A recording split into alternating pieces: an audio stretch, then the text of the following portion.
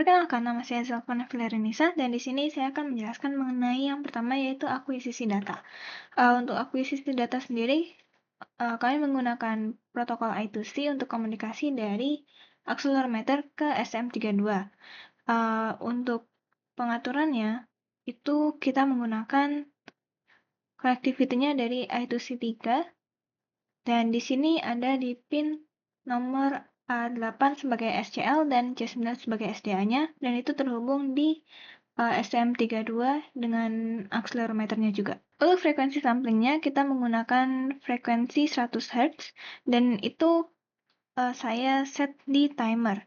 Jadi di timer ini saya menggunakan timer 6 agar frekuensi sampling yang berjalan itu stabil di 100 Hz. Untuk pengaturan prescaler dan counter period pada STM32 itu didapatkan dengan rumusan ini. Jadi karena update frekuensi yang kita inginkan adalah 100 Hz, timer clock yang kita gunakan adalah timer 6 yang memiliki 84 MHz.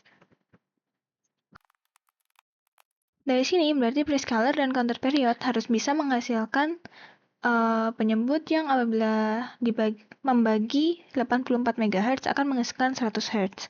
Maka dari itu, prescaler dan counter period yang digunakan adalah 84 dan 10.000. Sehingga nilai tersebut apabila dimasukkan pada perhitungan ini akan menghasilkan nilai yang sesuai. Selanjutnya ini adalah program untuk komunikasi dengan accelerometernya.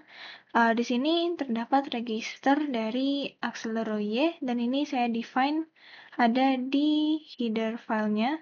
Pada bagian header ini ada address-nya ini didapatkan dari datasheet CMPS12 langsung. Dan di sini untuk komunikasi I2C-nya sendiri ada slave dan master. Jadi yang pertama, master itu akan meminta data dari register itu tadi dan akan diberikan waktu timeout selama 50 milisecond. Kalau misalnya belum ada data selama 50 milisecond, maka akan return 0 yang berarti data tadi tidak berhasil diterima.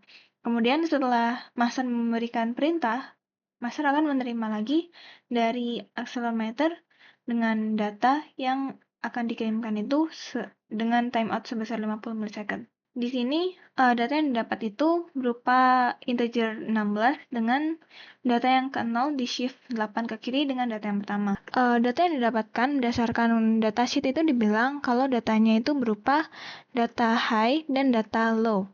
Sehingga kita akan memproses dua data yang berarti berupa in8t dan in8t juga yang apabila dijadikan satu menjadi in16t. Contohnya apabila kita mendapatkan data pada indeks yang ke-0 berupa dari data ini maka keduanya di shift yaitu pada data yang ke-0 ini di shift ke kiri 8 yang berarti ini menjadi selanjutnya data yang pertama ini tetap berada pada posisi paling kanan yang berarti kedua data ini merupakan data MSB atau Most Significant Bit dan LSB. Yang keduanya apabila di-OR-kan akan menjadi, dan ini apabila dijadikan dalam bentuk desimal biasa menjadi nilai 3717. Hasil yang ini nanti kemudian disimpan pada variabel yaitu aksel Y. Selanjutnya, program pengambilan data ini dipanggil pada program main. Di program main ini digunakan timer 6 seperti tadi, maka program pengambilan data itu, akuisisi data, akan dijalankan pada void yang menggunakan timer 6 ini. Pada timer 6 ini saya menyimpan data dari accelero Y tadi itu sebagai variabel namanya aksel Y rest.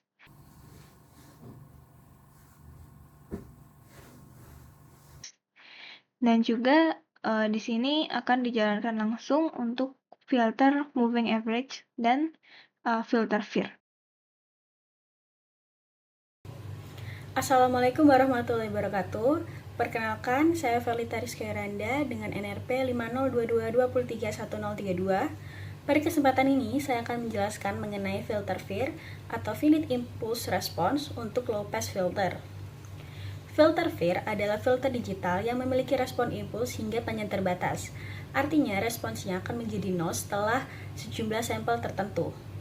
FIR termasuk jenis filter linear dan tidak memiliki elemen umpan balik atau non-rekursif, sehingga secara teoritis akan selalu stabil. Rumus umum untuk filter FIR dinyatakan sebagai YN sama dengan sigma, K sama dengan 0 sampai N-1. Konvolusi dari HK dikalikan XN-K. Dengan YN adalah output filter pada waktu ke N, XN-K adalah input sinyal pada waktu sebelumnya, HK adalah koefisien filter atau respon impuls, dan N adalah panjang filter. Jadi, pada proyek ini, filter FIR dirancang menggunakan metode windowing. Konsepnya dimulai dari respon frekuensi ideal dari filter low pass, kemudian dilakukan transcation terhadap fungsi impuls tak hingga dengan cara mengalihkannya dengan fungsi jendela terbatas, yaitu Hamming window. Sedangkan untuk parameter-parameter yang kami gunakan, ada yang pertama yaitu sampling frekuensi sebesar 100 Hz. Frekuensi sampling ini dipilih berdasarkan kemampuan dan resolusi waktu dari sensor akselerometer. Dengan frekuensi ini, sistem dapat merekam hingga 100 sampel per detik. Selain itu, sesuai dengan teorema Nyquist, frekuensi sinyal tertinggi yang bisa dideteksi adalah setengah dari frekuensi sampling, yaitu 50 Hz. Selanjutnya, untuk filter length itu adalah 16 steps. Panjang filter sebanyak 16 step ini merupakan kompromi antara kompleksitas komputasi dan performa penyaringan. Semakin panjang filter, maka karakteristik frekuensi akan semakin tajam, namun waktu delay juga akan bertambah. Selain itu, panjang filter ini dipilih agar tidak terlalu berat pada performa STM32. Lanjut untuk shift sample itu sebesar 8. Hal ini untuk circular buffer di mana dengan nilai 8 atau setengah dari panjang filter, maka filter akan menjadi simetris dan output sinyal terletak tepat di tengah-tengah window sehingga mengurangi delay yang tidak diinginkan dan menjaga keselarasan antara waktu input dan output. Selanjutnya untuk low frekuensi sebesar 10 Hz dan high frekuensi sebesar 10 Hz, dikarenakan filter dirancang adalah low pass filter, maka diatur frekuensi cutoff-nya di 10 Hz. Artinya, sinyal dengan frekuensi di bawah 10 Hz akan diteruskan dan sinyal di atas 10 Hz akan diredam. Nilai ini dipilih karena sinyal gerakan dari akselerometer biasanya berada pada frekuensi rendah, sementara noise seringkali muncul pada frekuensi tinggi atau di atas 10 Hz. Selanjutnya untuk window function-nya yaitu Hamming. Untuk fungsi jendela ini dipilih karena memiliki sifat meredam side lobe lebih baik dibandingkan rectangular windowing. Side lobe rendah berarti lebih sedikit kebocoran frekuensi, sehingga performa filter dalam mengeliminasi noise akan dapat lebih bagus. Selanjutnya untuk filter type-nya itu adalah low pass filter, dikarenakan tujuan dari project ini adalah menyaring sinyal berfrekuensi tinggi atau noise dan mempertahankan sinyal informasi utama dari akselerometer yang berfrekuensi rendah. Dari hasil settingan tersebut dapat ditunjukkan grafik sebagai berikut. Yang pertama ada filter response in time domain, itu menunjukkan bentuk koefisien FIR setelah dikalikan window. Lalu ada window function in time domain, itu menampilkan bentuk jendela Hamming. Lalu ada filter frekuensi response, itu menunjukkan bahwa filter memiliki gain tinggi di bawah 10 Hz dan meredam drastis setelahnya. Selanjutnya untuk window function frekuensi response, itu menunjukkan performa jendela terhadap side lobe. Setelah filter dirancang, langkah selanjutnya adalah mengimplementasikan filter tersebut ke dalam program. Yaitu yang pertama, klik file, lalu simpan file FIR ini dengan format teks. Lalu buka file tersebut dan copy koefisien yang tertera. Kemudian buka program yang telah dibuat tadi dan cantumkan koefisien yang telah di-copy tadi ke dalam program. Sekian dari saya, untuk penjelasan selanjutnya akan dilanjutkan oleh teman saya. Terima kasih. Bagian selanjutnya yaitu untuk filter FIR sendiri, yaitu atau Finite Impulse Response. Di sini dari penjelasan yang sudah dijelaskan sebelumnya mengenai filter FIR, itu didapatkan 16 buah koefisien. Dan dari array sendiri ini panjangnya 16 byte dan ini didefine pada header. Lalu program filter FIR sendiri saya menggunakan circular buffer, di mana buffernya akan berukuran sepanjang 16 dan dia akan shift sebesar 8 ketika 8 bit dari data yang baru itu akan masuk. Jadi 8 bit yang sudah lama atau the oldest data di buffer itu akan di-shift, kemudian akan digantikan oleh data yang baru didapatkan tadi, sehingga inputnya itu akan menjadi lebih efisien dalam penyimpanan data. Selanjutnya, di sini ada inisialisasi pertama. Ini untuk membersihkan buffernya agar semuanya menjadi 0 dulu di awal. Kemudian di sini kita masuk ke bagian transfer function. Pada transfer function sendiri, berdasarkan rumus dari Vir, yaitu sigma dari J sama dengan 0 sampai J sama dengan N-1, dari H ke J dikali dengan X N min J. Nah, seperti ini. Pada transfer function ini, nilai J sama dengan 0 sampai J sama dengan N-1 itu merupakan panjang dari Vir tadi, yaitu maksimalnya 16. Kemudian Hj adalah koefisien dari Vir sendiri, dan Xn min J adalah input yang kita berikan ke filter ini. Sehingga apabila diterapkan pada program, itu kita akan looping dari N sama dengan 0 sampai N kurang dari 16. Output dari Vir tadi merupakan sigma dari koefisien Vir yang ke N dikali dengan input dari Vir tadi sendiri. Nah, input ini tadi didapatkan dari sini. Input Vir itu merupakan hasil dari akuisisi data, yaitu accelerometer Y tadi. Filter Vir update ini fungsinya akan dipanggil pada main.c, yaitu pada timer 6 juga, sehingga frekuensinya akan tetap 100 Hz. Dan di sini dipanggil dengan dua data, yaitu Vir Axel Y dengan Axel Y res. Nah, Vir Axel Y ini merupakan output yang kita akan dapatkan nanti, dan Axel Y res ini merupakan input yang didapatkan dari hasil pembacaan accelerometer. Perkenalkan, nama saya Fani Nabila Prasetya, NRP 5022310064, kelompok 2. Moving average atau rata-rata bergerak adalah metode statistik yang digunakan untuk menghaluskan fluktuasi data dalam suatu deret waktu atau time series, guna mengidentifikasi tren atau pola yang mendasari. Konsep intinya adalah mengambil rata-rata dari sejumlah titik data dalam suatu jendela waktu yang bergerak. Nah, jendela ini yang ukurannya ditentukan oleh parameter yang disebut N, jumlah titik data yang disertakan. Bergerak maju satu titik data pada setiap iterasi. Misalnya, jika kita memiliki deret data D sama dengan misalnya DD1, D2, D3, sampai Dn. Dan kita menggunakan moving average dengan jendela misalnya N sama dengan 3. Maka perhitungan rata-ratanya, yang pertama moving average pertama yaitu D1 ditambah D2 ditambah D3 dibagi 3.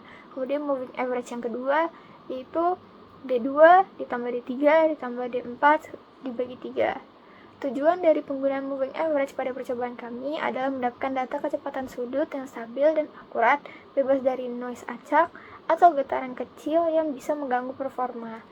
Nah, pada percobaan kita secara berkala, STM32 menjalankan proses pengambilan data akselerasi. Data akselerasi mentah dari sumbu Y accelerometer diakuisisi melalui fungsi getAccelero Y. Data ini kemudian disimpan dalam buffer sirkular, yaitu fungsi Axel Y underscore buffer. Buffer ini memiliki kapasitas terbatas. Pada case ini kita setnya 10 data terakhir.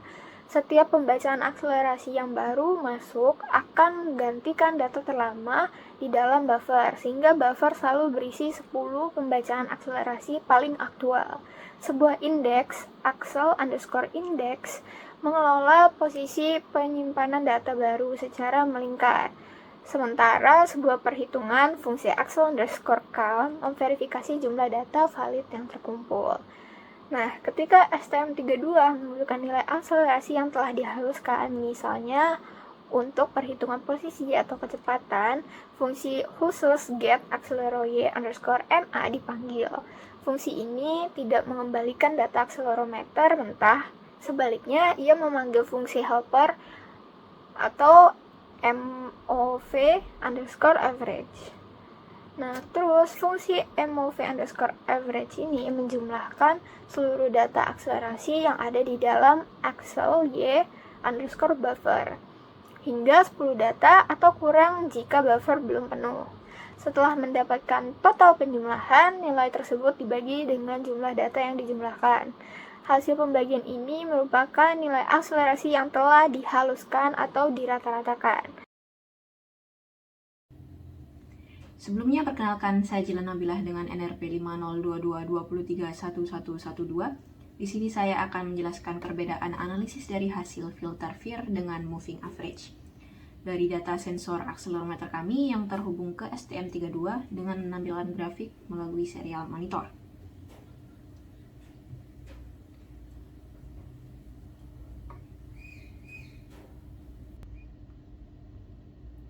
Dari grafik ini dapat dilihat bahwa kurva biru merupakan data asli dari akselerometer, kemudian kurva oranye menunjukkan hasil filter dari moving average, dan hijau merupakan hasil dari filter FIR.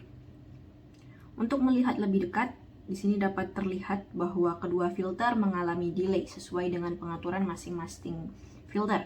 Pada filter moving average, kami menggunakan 10 sampel, sedangkan FIR menggunakan 16 step. Oleh karena itu, di sini dapat terlihat bahwa filter FIR memiliki delay yang lebih besar. Kemudian secara visual, terlihat bahwa moving average menghasilkan sinyal yang lebih halus, namun cenderung menghilangkan detail yang ada dari data asli akselerometer. FIR lebih baik dalam mempertahankan bentuk sinyal. Terlihat jelas pada sekitar waktu 82,5 detik, di mana puncak dan lembah FIR itu lebih menyerupai sinyal asli dibandingkan moving average yang tampak diratakan. Kemudian pada waktu sekitar 83,8 sampai 83,9 detik muncul lonjakan pada FIR, padahal sinyal hasil asli itu tidak menunjukkan perubahan yang drastis. Hal ini mungkin terjadi karena efek transien, misalnya buffer yang belum penuh, atau juga edge effect yang menyebabkan terjadinya distorsi secara sementara. Kemudian pada waktu sekitar 85 detik dapat terlihat bahwa terjadi lonjakan besar pada data asli. Di sini dapat kita lihat dengan lebih jelas bahwa FIR itu mampu menangkap bentuk lonjakan tersebut dengan baik, sedangkan moving average terlihat meredamnya secara berlebihan. Dari hasil yang didapatkan, dapat disimpulkan bahwa filter moving average lebih cocok digunakan untuk aplikasi yang tidak memerlukan presisi yang tinggi, karena ia cenderung untuk meredam sinyal asli. Untuk filter FIR lebih cocok digunakan untuk aplikasi yang presisi seperti sistem kontrol atau deteksi yang spesifik, karena ia dapat mempertahankan karakteristik sinyal asli dengan baik. Sekiranya itu yang dapat kami sampaikan, kurang lebihnya kami mohon maaf. Terima kasih.